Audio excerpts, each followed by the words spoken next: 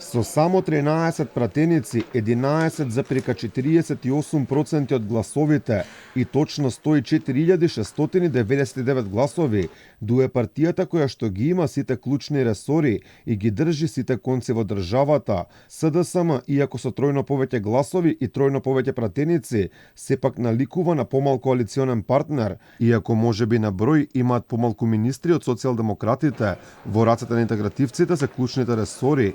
Во период на и повеќе од тешки преговори со Бугарија, министер за надворешни работи Ебујар Османи, во ек на економска криза со финансиите раководи Фатмир Бесими, а со економија Крешник Бектеши.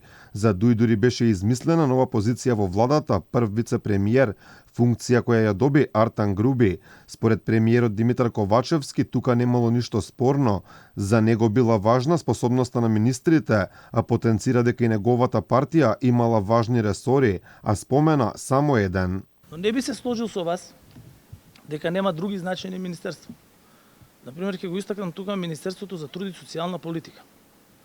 Ако погледнете што се министерката Тренчевска, не навлегувајќи во нејзината етничка, национална или верска припадност, што ви кажале вие, како независен и слободарски медиум, таа работеше на тешки и долги преговори заедно со вице-премиерот за економски прашања, во чија што припадност исто така што вие би рекле не би навлегувал. Премиерот реши да навлегува и во дел од ресорите раководени од кадрите на ДУИ, по оцени дека Бесими бил многу способен, па поради тоа бил министер за финансии на предлог на интегративците. Министерството на Бектеши пак немало да биде толку експонирано и важно, ако сме немале економска криза, па тој морал да ги подготвува антикризните мерки. Вие кажувате дека имало и други значајни министерства, точно и Министерството за економија е значајно министерство.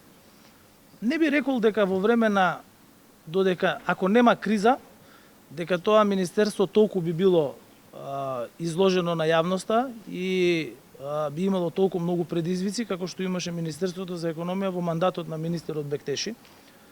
Според договорот постигнат меѓу Заев и Ахмети пред 3 години, последните 100 дена овој владен состав ќе биде предводен од премиер предложен од ДУИ, а можно и председател на државата да биде од оваа партија. При евентуален неуспех на председателските избори поради високиот цензус од 40% во вториот круг, председател на Македонија би станал Талат Џафери.